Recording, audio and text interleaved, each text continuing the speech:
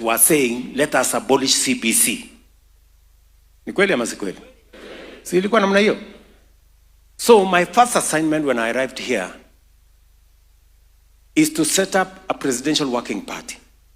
Because if there is one thing we must never get wrong, is education. Because if we get it wrong in education, we fail as a country.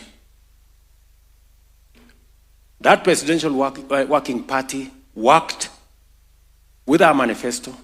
They looked at the areas, they listened to teachers, and I want to congratulate the teachers of Kenya. You became the largest contributors of ideas that today informs what we are doing. What has happened because of that engagement? Number one, deliberately, by the way, and for your information, very few people can dare reform the education sector because it's a very sensitive area.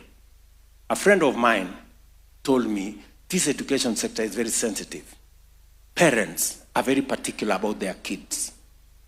If you touch this sector, it is going to be something else. But I said, unless we get it right in the education sector, everything else will go wrong.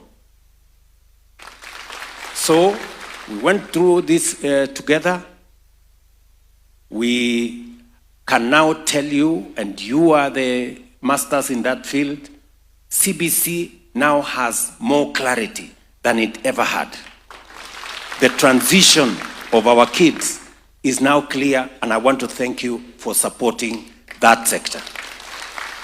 Number two, I have increased the budget from the education sector from 540 billion in 2022. This year, it is at 702 billion. The largest increase in funding in the education sector in Kenya. And I'm not doing it because of guesswork.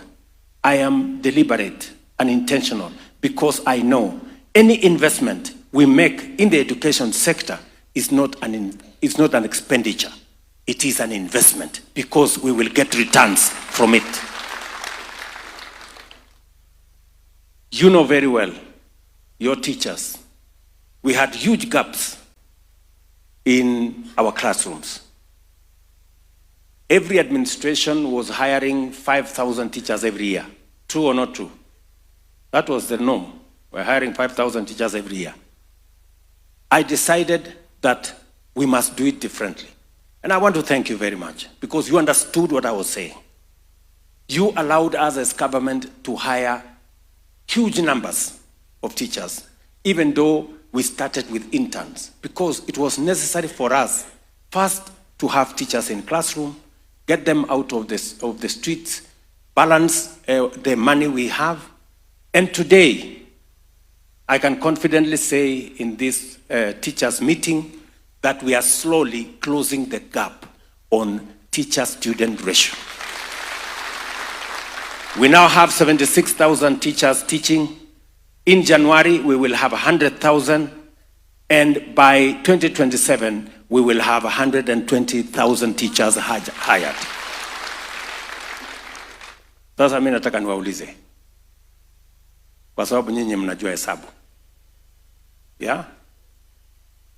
Other administrations have been hiring 5,000 teachers every year, right? We have hired by January 100,000 teachers in 3 years.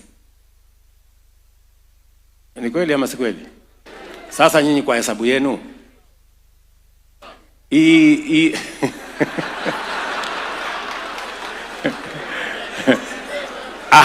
acha niwaulize, 100,000 teachers, kama tungeendelea na ile mpango ya zamani ya 5,000 teachers every year, how long will it take us to hire 100,000 years? 20 years. So teachers that were supposed to be hired in 20 years, we have hired in 3 years. Ni kweli ama si kweli? Tunaelewana? On top of it, We have put money to have